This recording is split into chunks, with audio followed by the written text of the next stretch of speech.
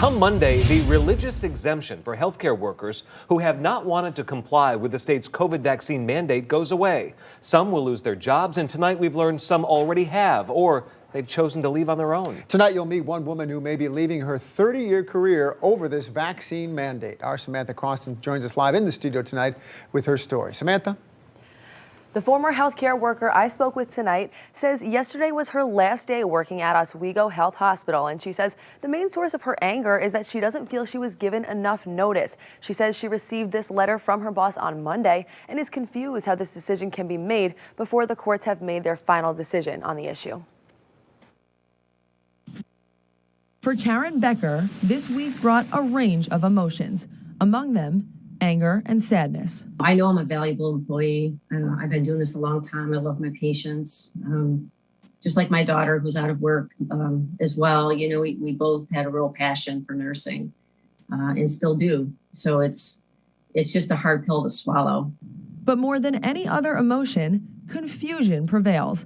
After initially being on the schedule at Oswego Health Hospital until December 5th, that date was moved up to November 22nd after hospitals across the state received a directive from the Department of Health to stop granting religious exemptions as of next Monday. I feel like I'm being forced to abandon something that I know I'm good at. Other healthcare workers are telling similar stories with different timelines. The end result is the same. Get the vaccine and prove it, or you're out of a job. She was actually thinking about complying and getting the shot, and to find out that she no longer has a position, I feel outraged for her. I feel like it's a direct violation of her workers' rights. Traditionally in New York State, you are not eligible for unemployment if you resign. Former healthcare worker Rachel Samara says many of her friends in the field have received emails from their places of work that echo that. As long as they don't get the shot, it's considered a part of the employment qualification.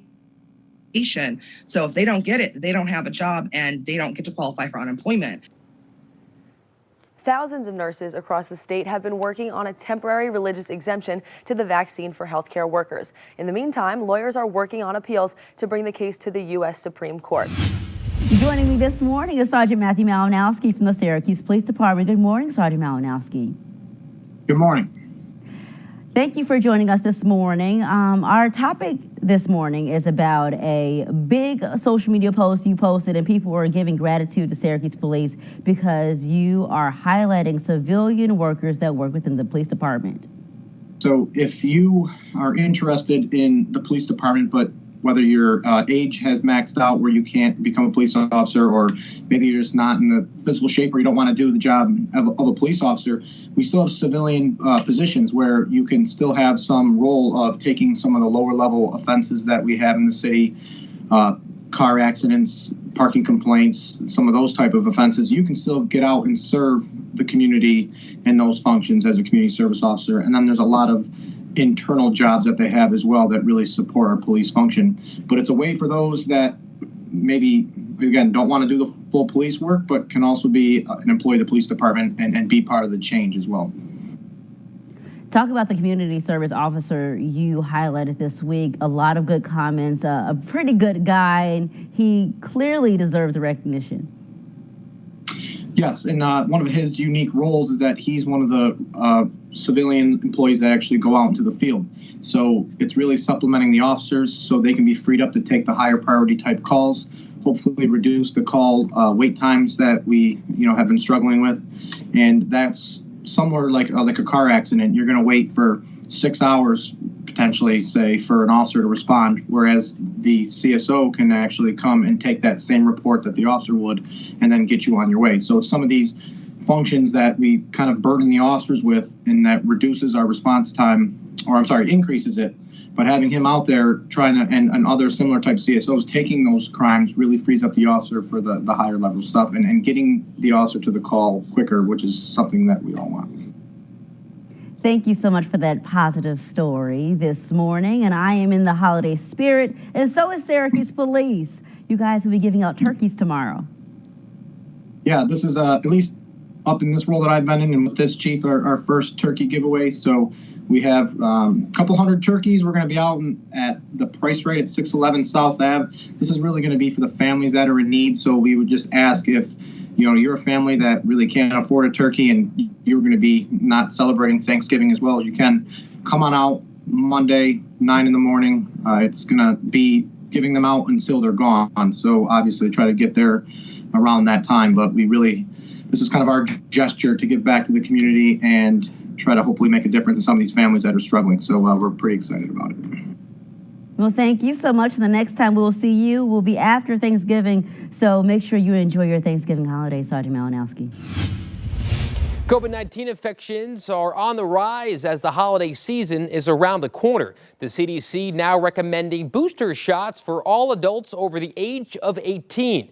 The CDC director releasing this statement saying the booster program will help provide increased protection against disease and death from COVID-19. Our Samantha Croston visited booster shot clinics right here in Central New York to see how Central New Yorkers feel. Syracuse resident Patty McDermott got her booster shot at Walgreens today. For her, it's an easy decision.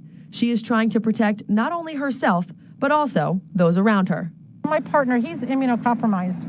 So he actually was quarantined for almost the whole year.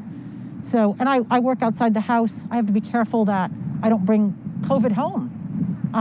That could affect him. The CDC Advisory Committee voted to recommend that people 50 and up should get the booster, while people ages 18 to 50 may get the booster. For McDermott, getting vaccinated is a public service. It's doing your duty to the country. It's doing your duty to the world. People do it in the military all the time.